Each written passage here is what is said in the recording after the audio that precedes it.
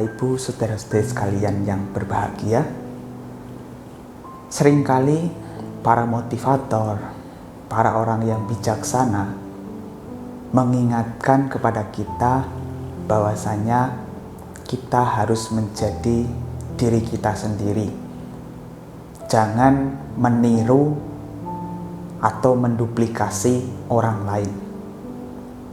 Dan Sang Buddha di dalam ajaran Buddha sebenarnya juga seringkali mengingatkan kita supaya kita tetap menjadi diri kita sendiri dan menjadikan diri kita sendiri sebagai pulau, sebagai tempat di mana kita berdiri, berdiam, dan tinggal, dan juga sebagai pondasi ketika kita menentukan sesuatu.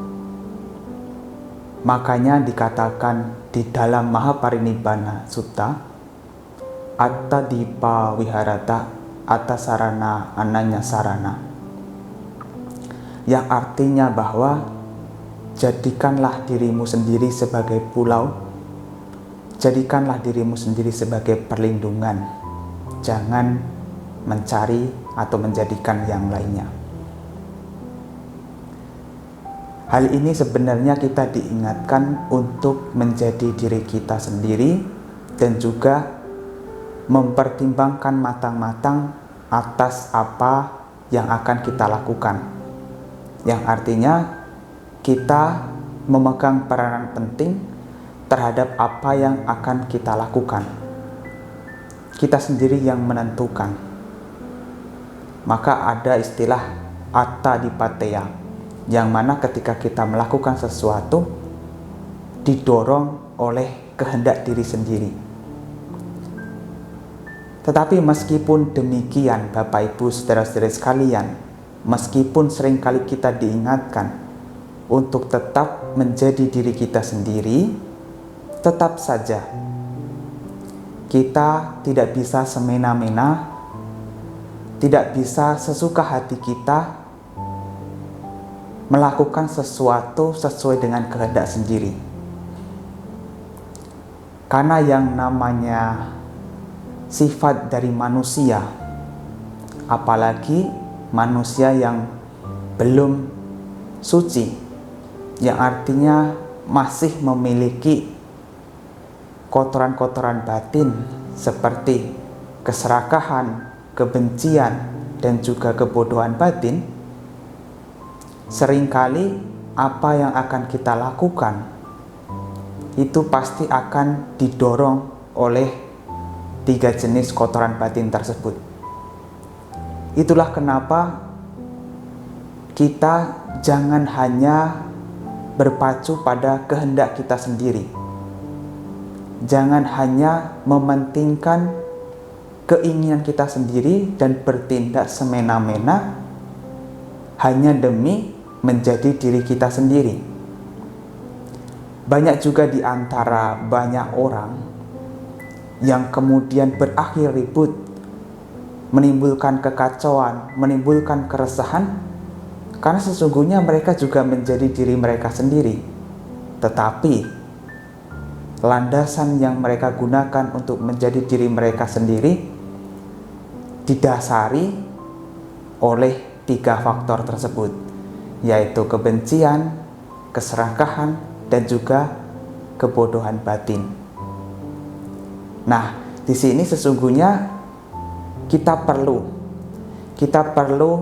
pegangan dhamma, pegangan nasihat orang yang bijaksana, agar kita tidak terlalu egois, yang dalam arti bertindak semaunya sendiri berdasarkan keinginannya sendiri. Kita perlu pegangan yang dapat kita jadikan panutan agar kita bisa diterima oleh masyarakat. Karena yang namanya sikap kita itu akan bisa diterima oleh masyarakat apabila itu adalah sifat yang baik.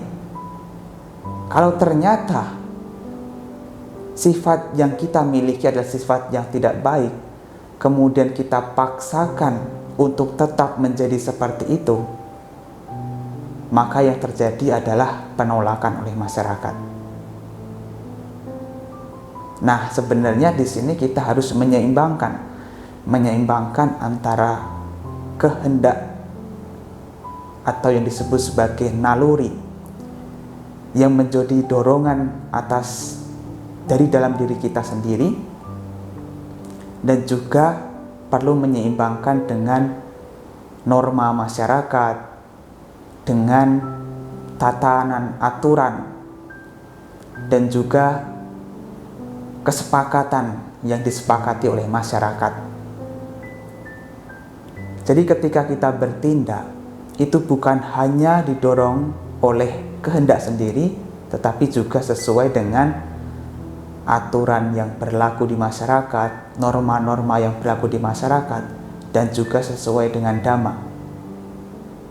Memang kita harus menjadi diri kita sendiri, tetapi ketika kita hidup bermasyarakat, kita tidak bisa memaksakan kehendak kita sendiri kepada mereka. Kita tidak bisa menjadi diri kita sepenuhnya dengan menuruti semua kehendak kita ketika kita berada di masyarakat. Tentu saja kita boleh saja menjadi diri kita sendiri sepenuhnya ketika kita sendirian. Yang artinya kita mau berbaring, mau jungkir balik, mau apa saja, itu tidak begitu menjadi bermasalah ketika sendirian.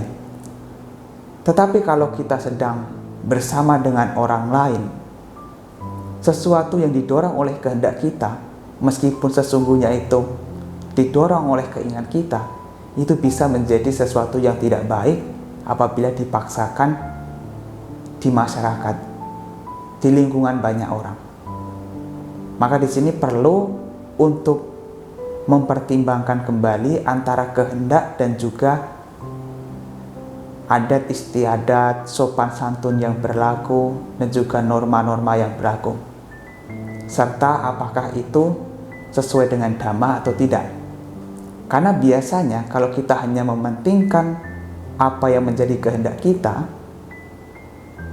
biasanya itu akan selalu mengarah kepada 3 hal: keserakahan, kebencian, dan kebodohan batin. Oleh karena itu kita perlu menjadikan dhamma sebagai pedoman agar kita tetap bisa hidup sesuai dengan kebenaran. Karena apa yang kita anggap benar, kadang-kadang itu bukanlah sesuatu yang benar. Kita hanya menganggap itu sebagai kebenaran, tetapi bukan suatu kebenaran. Makanya kita butuh orang lain, butuh orang yang bijaksana untuk tetap memberikan nasihat kepada kita, untuk tetap membimbing kita agar kita tidak semena-mena sendiri, agar kita tetap menjadi diri sendiri, tetapi juga sesuai dengan dhamma, sesuai dengan norma yang berlaku. Kalau misalnya ternyata apa yang kita lakukan itu ditolak atau tidak diterima oleh masyarakat, kita bisa melihat lebih dalam lagi. Apakah kehendak saya, apakah perilaku yang saya lakukan ini memang pantas untuk dicela atau tidak? Apakah yang saya lakukan ini salah atau tidak? Kita analisa lebih dalam lagi, kita perhatikan. Kalau ternyata apa yang kita lakukan itu adalah salah dan pantas untuk dicela, maka kita perlu untuk mengubahnya, berusaha untuk tidak melakukannya. Kalau ternyata apa yang kita lakukan itu sudah benar dan itu sesuai dengan kehendak dan naluri kita, tetap saja kita harus melihat lagi dan mempertimbangkan lagi. Karena yang namanya kebenaran itu tidak semua bisa disampaikan di segala waktu. Yang artinya ada waktu yang tepat di mana kita bisa melakukan itu. Meskipun itu kebenaran, kalau disampaikan di waktu yang tidak tepat, di tempat yang tidak sesuai, itu bisa menjadi sesuatu yang tidak benar. Makanya ada istilah Atanyo. Atanyo ini adalah orang yang mengetahui dirinya sendiri. Kemudian ada istilah atanyo, adalah orang yang mengetahui sesuatu yang bermanfaat. Apakah ini bermanfaat atau tidak? Pantas untuk dilakukan atau tidak? Kemudian ada istilah kalanyo, sesuai dengan waktunya. Jadi orang yang mengetahui waktu yang sesuai itu akan melakukan sesuatu sesuai dengan waktunya. Karena meskipun itu kebenaran, kalau ternyata disampaikan di waktu yang tidak sesuai, di tempat yang tidak sesuai, bisa menjadi tidak benar. Kemudian juga ada istilah matanyo. Matanyo ini adalah yang mengetahui batasan atau ukuran. Setiap orang memiliki batasan, dan apapun itu, sekalipun itu kebaikan, tetap harus sesuai dengan batasnya. Minum obat itu bagus, tetapi kalau tidak tahu batasannya, maka akan menjadi berbahaya. Makan itu bagus, karena bisa menyehatkan. Tetapi kalau tidak tahu batasannya, tidak tahu ukurannya, itu akan membuat kita menjadi sakit. Nah, itu adalah hal-hal yang perlu kita perhatikan ketika kita berada di masyarakat. Jadi menjadi diri sendiri bukan berarti kita bebas semena-mena melakukan segalanya sesuai dengan keinginan kita sendiri. Menjadi diri sendiri artinya kita harus mempertimbangkan apa yang akan kita lakukan sesuai dengan kehendak diri sendiri, dan juga mempertimbangkan dengan apa yang berlaku di masyarakat, dengan norma-norma yang berlaku di masyarakat, dengan ajaran sesuai dengan agama yang kita anut. Jangan sampai hanya karena dalih untuk menjadi diri sendiri, kita menjadi orang yang egois, semena-mena melakukan sesuatu atas dorongan diri sendiri yang berada di luar lingkup diri kita, melakukan sesuatu atas dorongan diri sendiri di dalam lingkup masyarakat. Kalau itu ada sesuatu yang baik, tentu itu akan membawa manfaat. Tetapi kalau itu ada sesuatu yang tidak baik, maka itu akan membahayakan. Oleh karena itu, kita harus bijak di dalam menyikapi hal ini. Kita harus bijak melihat apakah apa yang akan kita lakukan itu pantas atau tidak. Kalau tidak pantas, ya jangan dilakukan.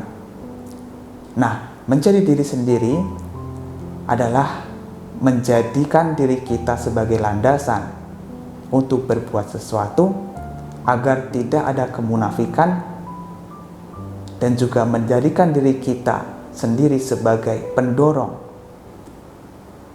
yang menjadikan diri kita memiliki niat yang tulus untuk melakukan sesuatu tersebut, bukan karena paksaan, tetapi tetap apa yang kita lakukan itu tetap harus berdasar pada norma yang berlaku di masyarakat dan juga berdasar pada dhamma.